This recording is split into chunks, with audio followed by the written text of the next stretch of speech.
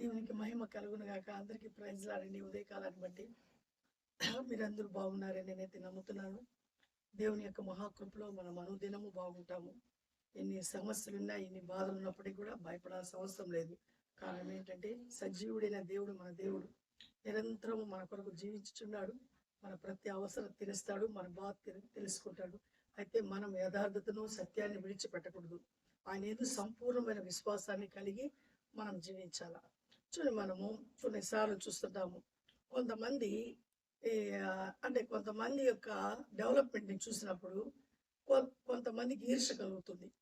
ఆ ఈర్ష్య కలిగినప్పుడు వాళ్ళు కొంతమంది అయితే ఆ కక్షతో వాళ్ళు ఎలాగైనా చెడిపోవాలా, వాళ్ళు బాగుపడకూడదు అనేటువంటి సదుద్దేశం కాకుండా చెడు ఉద్దేశాన్ని కలిగి ఉంటారు. ఆ చెడు ఉద్దేశంతో వాళ్ళు ఎలాగైనా నాశనం అయిపోవాలని కొంతమంది శాపనార్థాలు కూడా పెడుతుంటారు. కొంతమంది ఆ యొక్క శాపనార్థాలకు కొంతమంది భయపడతారు. వాళ్ళు మమ్మల్ని ఇలా శపించారు, మేము నిజంగా మాకు ఆ శాపాలు మాకు మా పిల్లలకు తగులుతాయి కావాల అనేటువంటి భయాన్ని కూడా కలిగి ఉంటారు. అయితే మనం సత్యాన్ని, యథార్థతను విడిచిపెట్టకుండా దేవుని యందు నమ్మకంగా మనం జీవించినప్పుడు ఎవరి శాపాలు, ఎవరి యొక్క ఈర్ష్యా ద్వేషాలు మనకేమీ కావు. మనము కలిగి ఉండాల్సింది ఏంటంటే ఆయన మీద నమ్మకం కలిగి ఉండాల. ఇక్కడ మనము దేవుని వాక్యంలో అలాంటి ఒక సంఘటన జరిగింది. సంఖ్యాకాండము 23వ అధ్యాయంలో ఒక రాజు ఉంటాడు. ఆయన మోయాబు రాజు. ఆయన పేరు బాలాకు రాజు. బాలాకు రాజుకి సైన్యం ఎక్కువ ఉంటుంది. ఇజ్రాయేలీలు అయితే సైన్యం లేదు. ఇజ్రాయేలీలు కేవలం దేవుని మీద ఆధారపడి వాళ్ళు వస్తుంటారు.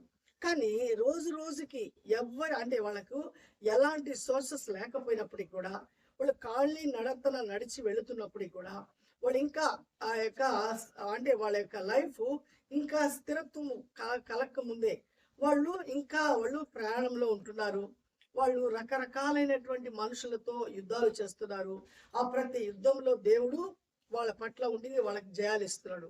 ఎందుకంటే దేవుని యొక్క నిబంధన కలిగి, దేవుని యందు భయభక్తులు కలిగి వాళ్ళు జీవిస్తున్నారు. కాబట్టి దేవుడికి వాళ్ళ పట్ల ఏముందంటే ఆ యొక్క బాధ్యత ఉంటుందన్నమాట. ఇక్కడ వీళ్ళని చూసి, ఇజ్రాయెల్ని చూసి, ఇంత సైన్యం మాకున్నప్పటికీ కూడా మేమైతే అంచెలంచెలకి వీళ్ళైతే బాగా డెవలప్ అయిపోతున్నారు, మేము డెవలప్ కాలేకపోతున్నామని మోయాబు రాజుకి ఒక ఈర్ష్య కలుగుతుంది. ఆ ఈర్ష్య కలిగి ఇజ్రాయేలీల మీద ఇజ్రాయేల్ని శపించాలా అనేటువంటి ఆ ఉద్దేశాన్ని కలిగి వాళ్ళ దగ్గర ఒక ప్రవక్త ఉంటాడు. ఆయన పేరు ఏంటంటే బిలాము అనేటువంటి ఒక ప్రవక్త ఉంటాడు. ఆ ప్రవక్తని పిలిపించి చెప్తాడు, ఇదిగో సైన్యం వస్తుంది. ఎవరి సైన్యము? ఆ యొక్క అంటే సైన్యం కాదు, వాళ్ళందరూ ఒక సమూహం వస్తున్నారు. ఎవరు? వాళ్ళు ఇజ్రాయేలీలు. వాళ్ళందరూ శపించబడాలా, వాళ్ళందరూ చెడిపోవాలని నువ్వు మా పక్షాన నిలబడి వాళ్ళని శపించు. ఇదిగో నీకు ఎంత డబ్బు కావాలన్నా, ఎంత బంగారు కావాలన్నా, ఎంత వెండి కావాలన్నా నేను ఇస్తాను అని ఆ యొక్క బాలాము రాజు ఈ బిలాము ప్రవక్తతో చెప్తాడు. సరేనని ఒప్పుకుంటాడు. ఎవరు? ఈ యొక్క బిలాము. ఆయన వెళ్ళి వాళ్ళని శపించే దాని కొరకు నిలబడినప్పుడు నిజమైన దేవుడు ఆయన హెచ్చరిస్తాడు, వాళ్ళను శపించడానికి వీలే లేదు, వాళ్ళు నా బిడ్డలు అని నువ్వు వాళ్ళ దారికి అడ్డు రాబా. కానీ దేవుడు అన్న వెంటనే అక్కడి నుంచి తొలగిపోతాడు అనమాట. మరలా వచ్చి అడుగుతాడు బిలాముకు బాలాకు రాజు, ఏం వాళ్ళని శపించావా అని. అయ్యా, నేను శపించాలబోతుంటే వాళ్ళ దేవుడు శపించకుండా చేస్తున్నాడని. మరలా అప్పటికి ఇంకా 3 సార్లు ప్రయత్నిస్తాడు. 3 సార్లు ప్రయత్నించినా కూడా ఆ యొక్క శాపం వాళ్ళ మీదకి రాదు. అప్పుడు అంటాడు, ఎవరంటాడు? ఈ బిలాము రాజు అంటాడు బాలాకుతో, ఆయా రాజా, నువ్వు ఒక మాట విను. చూడు, నేనైతే వాళ్ళని శపించాలని నా యక్ష ప్రయత్నాలు చేస్తున్నాను. నాకుండేటువంటి దేవతల పేరట వాళ్ళని శపిస్తూనే ఉన్నాను. కానీ వాళ్ళ దేవుడు నాకు స్వప్నంలో కనిపించి నా ప్రజలను టచ్ చేయకూడదు, నువ్వు వాళ్ళు ఏమాత్రము శపించకూడదు అని అంటున్నాడు. ఇంకా నేనేం చేయాలయా? నా శాపం అంతా నాకే రివర్స్ వస్తుంది కానీ వాళ్ళకి రావట్లేదు అంటాడు. నువ్వు ఎలాగైనా చేయాలా, నువ్వు వాళ్ళు ఎలాగైనా నాశనం అయిపోవాలని పట్టుబడతాడు. ఎవరు? ఈ యొక్క రాజు. అయ్యా, నా వల్ల అయితే ఏం కావట్లేదు, నేను ఎన్నిసార్లు వెళ్ళినా, ఎన్నిసార్లు వాళ్ళు శపించేదానికి నేను నిలబడినప్పటికీ కూడా ఒక్క శాపం కూడా వాళ్ళకి రావట్లేదు. నేను ఎదిగితే దేవుడు వాళ్ళతో మాట్లాడుతున్నాడు. వాళ్ళ ద్వారా నాకు నేర్పిస్తున్నటువంటి పాఠం ఏంటంటే, ఈ 20 సంఖ్యాకాండం 23వ అధ్యాయం 23వ వచనంలో ఒక మాట ఉంది, యాకోబుకు మంత్రం లేదు. అంటే యాకోబు వంశస్థులకు ఏ మంత్రము వాళ్ళ మీదకి నేను పంపిన ఆ మంత్రం నాకు రివర్స్ వస్తుందే కానివ్వండి, నాకు వాళ్ళకేమీ కావట్లేదు. అదే ఆ ఇజ్రాయేలీలకు ఏ శకునము లేదు. ఆ ఇజ్రాయేలీల మీద ఏ సెంటిమెంట్ అయినటువంటి ఈ లోక సంబంధమైనది తీసుకెళ్ళినా కూడా ఆ ఏమి కూడా నా యొక్క పాచికలు అక్కడ పారటం లేదయా. కారణం ఏంటంటే వాళ్ళ దేవుడు సజీవుడైన దేవుడు, కాబట్టి వాళ్ళ దేవుడు వాళ్ళని కాపాడుతున్నాడు, కాబట్టి నేనేం చేయలేను అంటాడు. అయినా కూడా ఒప్పుకోడు, నువ్వు ఎలాగైనా చేయమని. అయితే ఒక సందర్భంలో అయితే ఆయన శపించేదానికి పూనుకుని ఆ యొక్క ఒక గాడిద ఎక్కి కూడా వెళ్తాడనమాట. ఆ గాడిద ఎక్కి వెళ్ళి ఎట్లయినా శపించి వాళ్ళని అడ్డపడాలనేటువంటి ఉద్దేశంతో పోయినప్పుడు ఆ గాడిద ఏం చేస్తుందంటే ఆయన తూసేస్తుంది. ఎవరిని యొక్క బిలాము ప్రవక్తను తూసేసినప్పుడు బిలాము కోపం వచ్చేసి ఆ ప్రవక్త ఏం చేస్తాడంటే ఆ గాడిదను కొడతాడు. అప్పుడు గాడిద మాట్లాడుతుంది, దేవునికి మహిమ కలుగును గాక. ఏమని మాట్లాడుతుందంటే అవాక్కైపోతాడు. అంటే దేవుడు ఎలాగైనా సరే ఆ యొక్క ప్రతి పరిస్థితి, ఎందుకంటే సర్వ సంపదలు ఆయన దగ్గర ఉన్నాయి, సర్వ సృష్టి ఆయన చేతిలో ఉంది, ఆయన నోటి మాట చేత సమస్తము జరుగుతున్నాయి. కాబట్టి గాడిద ఏమని మాట్లాడుతుందంటే, ఏమయ్యా ఇంతవరకు ఇన్ని సంవత్సరాలుగా నా మీద నిన్ను పెట్టుకుని మోసుకుంటూ ప్రతి దగ్గరికి వెళ్తున్నాను కదా, ఇప్పుడు నేను వెళ్తుంటే ముందుకు నువ్వేమో నన్ను కొడుతున్నావు ముందుకు వెళ్ళమని, నా ముందు దేవదూత ఆ ఖడ్గాన్ని పట్టుకొని నిలబడి ఉంటే నేను ఎలా కదలాలయ్యా అంటాడు. అంటే దేవదూత ఎవరికి కనిపిస్తుంది? గాడిదకి కనిపిస్తుంది. కాబట్టి గాడిద దేవదూతకు లోబడి ఆ యొక్క వెనక్కి వచ్చేసి, వెనక్కి రాగానే ఈయనేమో కర్రతో కొడుతున్నాడు, ఆ యొక్క దూత ఏమో ఆయన ఖడ్గం తీసుకుని ముందు నిలబడింది. ఈ గాడిద భయపడి వెనక్కి వచ్చేసినప్పుడు ఆ గోడకు తగిలి పడిపోతాడు ప్రవక్త. అప్పుడు ప్రవక్త యొక్క మనోనేత్రం తెరవబడుతుంది.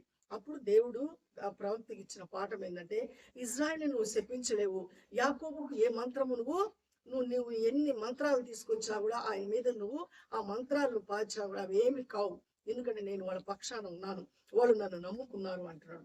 కాబట్టి మనం నేర్చుకునేటువంటి ఈ యొక్క గుణపాఠం ఏంటంటే, దేవుని నమ్మి యథార్థంగా మనం జీవించినప్పుడు ఎంత మంది మన మీదకి ఎంత శత్రుత్వం కలిగి వచ్చినా, ఎంత ఎంత మంది దగ్గర ఈ లోక సంబంధమైన మంత్ర తంత్రాలు మన మీద ప్రయోగించినా అవి ఏమి మనకు కావు అని మనము తెలుసుకోవాల్సిన పరిస్థితి ఎంతైనా ఉంది. కాబట్టి మనం లేఖనం చదవాలా, లేఖనాన్ని చదువుకున్నప్పుడు అర్థమయ్యే జ్ఞానం దేవుడికి మనం అడిగినప్పుడు ఆయన ఖచ్చితంగా ఇస్తాడు. కాబట్టి మనము ఏ శాపాలకు మాట వస్తే కొంతమంది శపించేస్తుంటారు, నోరుంది కదా అని శపించేస్తారు. ఆ శాపం ఎవరు కలుగుతుందంటే దానికి సంబంధించిన వాళ్ళకి ఆ శాపాలు కలుగుతాయి. కానీ నువ్వు దేవుని కలిగి దేవుని ఎందు భయభక్తులు కలిగి జీవించేటప్పుడు ఆ శాపం అంతా వాళ్ళకి రివర్స్ అయిపోతుందని దేవుడే చెప్తున్నాడు. కాబట్టి మనము దేని గురించి భయపడకూడదు. స్తోత్రం ఏంటంటే దేవునికి లోబడాలా, ఎలాంటి వాడైనా సరే దేవునికి లోబడాలా. దేవుని యొక్క నిజాయితీని కలిగి దేవుని బాటలో నడిచేటువంటి ఆ మనసును మనం కలిగినప్పుడు ఆ యొక్క దేవుని కృప మనల్ని మీద ఎంత విధమైనటువంటి శత్రుత్వం మన మీదకి వచ్చినప్పటికీ కూడా ఎవరు ఏమి చేయలేరు, టచ్ కూడా చేయలేరు. కారణం ఏంటంటే మన చుట్టూ దేవుడు ఆయన యొక్క అగ్ని కంచె వేసి ఆయన కవచాన్ని మనకు తోడుగా ఉంచి మనల్ని కాపాడుతాడు. కాబట్టి మనం ఉదయం లేసినప్పటి నుంచి సాయంకాలం దాకా మన హృదయంలో, మన తలంపుల్లో, మన యొక్క ఊహల్లో దేవుని యొక్క మాట ఉండాలా, అది మెదులుతూ ఉండాలా. దేవుడు చేసిన ఆశ్చర్యకారాలు అద్భుతాలు జ్ఞాపకం చేసుకోవాలా, వీటితోనే మన సమయం అంతా గడపాలా. ఇంకా వేరే విషయాలు మనం పెట్టుకున్నప్పుడు అవంతా మనల్ని ఏం చేస్తాయంటే ఫోకస్ చేసి ఆ యొక్క దేవుని వాక్యాన్ని అణిచివేసి ఈ లోకాన్ని చూపించి మనల్ని భయభ్రాంతులు చేస్తాయి. కాబట్టి దేవుడు అంటున్నాడు, నాకు లోపడండి, నా మీద ఆధారపడండి, లోకం వైపు చూడొద్దు అంటున్నాడు. కాబట్టి మనం లోకం వైపు చూస్తే ఖచ్చితంగా మనం శపించబడతాము, మనం నిందించబడతాము, చాలా భయంకరమైనటువంటి ఆ దుస్థితిలోకి వెళ్ళిపోతాము.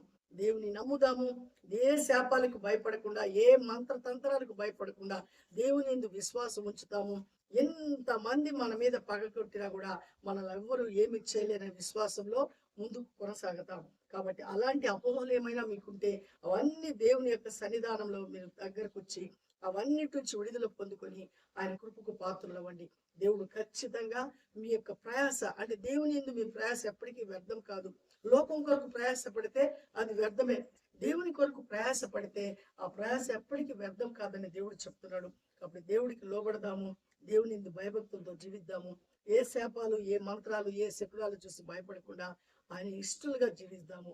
ఈ ఉదయ కాలము మన వెనుకల్లో దేవుడు మనకి ఇచ్చినటువంటి ఈ అమూల్యమైన మాటలు దీవించును గాక. ఆమేన్. మహోన్నతుడా, జీవం కలిగిన దేవ, జీవాధిపతిని స్తోత్రం నాయన. నీ మహాకృపలో అద్భుతమైన ప్రేమలో ఈ ఉదయకాలం నాయన మాతో మీరు చక్కగా మాట్లాడినందుకు మీకు వందనాలు స్తోత్రాలయ. ఇజ్రాయిల్ అయితే ప్రభా శపించాలని మోయాబు రాజైనటువంటి బాలాకు అయితే ప్రభా బిలాము ప్రవక్తకు నా తండ్రి బంగారు వెండి నా తండ్రి డబ్బునిచ్చి ఆయన వాళ్ళని శపించడానికి నాయన నిలబెడుతున్నాడు. కానీ మీరు వారి ఇజ్రాయెల్ పక్షాన ఉండి బిలాము యొక్క ఆ యొక్క మంత్రాలు తంత్రాలు వారి మీదకి ఏమి చేయలేవని మీరు నిరూపించినందుకు, ఆ బిలాముకు బుద్ధి వచ్చినట్లు బాలాకు బుద్ధి వచ్చినట్లు మీరు చేసినందుకు మీకు కృతజ్ఞతాస్తులు మీరు చెల్లిస్తున్నాం నాయన. ఇదిగో మాకు విరోధంగా రూపింపబడిన ఏ ఆయుధము వర్తిలదని మీరు చెప్పారయ్యా. అవును తండ్రి, మీరు మా పక్షాన ఉన్నారు. మీ ఎందు మేము భయభక్తులు కలిగి మీ యొక్క మాటల ఎందు లక్ష్యం ఉంచి మీ మీద ఆనుకున్నప్పుడు నాయన మీ కృప మమ్మల్ని ఆవరిస్తుందని, మీ కృప మమ్మల్ని బలపరుస్తుందని మీరు మాతో మాట్లాడినందుకు మీకు కృతజ్ఞతాస్తులు చెల్లిస్తున్నాం నాయన. సంఖ్యాకాండం 23:23 మీరు చెప్తున్నారు, యాకోబుకు మంత్రం లేదు, ఇజ్రాయిల్కు శకునం లేదంటున్నావు ప్రభా. ఏ శకునాలు చూడకుండా, ఏ మంత్ర తంత్రాలకు మేము భయపడకుండా ఎల్లప్పుడూ నీకు లోబడి విధేయులమై నీకు మహిమార్థకరంగా జీవించే జీవితాలు ఇదిగో మా అందరికీ వీడియో చూస్తున్న నీ బిడ్డలకు అనుగ్రహించి, ఎవరైతే ఏ కలత చేత, ఏ బాధ చేత, ఏ బంధకాల్లో ఉంటున్నారో అయా, ఈ మంత్ర తంత్రాలను చూసి ఎవరైతే భయపడుతున్నారో వారందరికీ ఇప్పుడు యేసు నామములో విడుదల కలుగును గాక. నీ యందు పరిపూర్ణమైన మనసు విశ్వాసాన్ని కలిగి అయా వాళ్ళ అవసరతలు అక్కర్ని మీ మహిమస్సును తీర్చి ప్రతి ఒక్కరికి నెమ్మదిని, సమాధానకరమైన మనస్సును, నీ యందు ఆనందించే స్థితిని అనుగ్రహించి ప్రతి ఒక్కరి పాపాలు మీరు క్షమించి మారు మనసు తగిన ఫలాలు ఫలించే విధంగా బిడ్డలు జీవించుటకు కృపను అనుగ్రహించమని, మరలా మీ చిత్తమైతే మేము మీ బిడ్డలు కాల్చుకునే పరింతరం మీ కాపుదల భద్రతా క్షేమం అందరికి తోడుగా ఉండును గాక. ఆమేన్, ఆమేన్. అందరికి ప్రైజ్ లాడండి. దేవుడు మనకు తోడే ఉన్నాడు. ఏ మంత్రానికి, ఏ తంత్రానికి చూసి భయపడబాకండి. దేవుడు మన పక్షాన ఉన్నాడు. అవన్నీ ఎవరంటే ఆ మంత్రాలు తంత్రాలు నమ్మే వారికే ఆ భయాలు. మనకు భయం వద్దు. దేవుని యందు నమ్మిక ఉంచుదాము. దేవుని కృపకు పాత్రలు అవుదాము.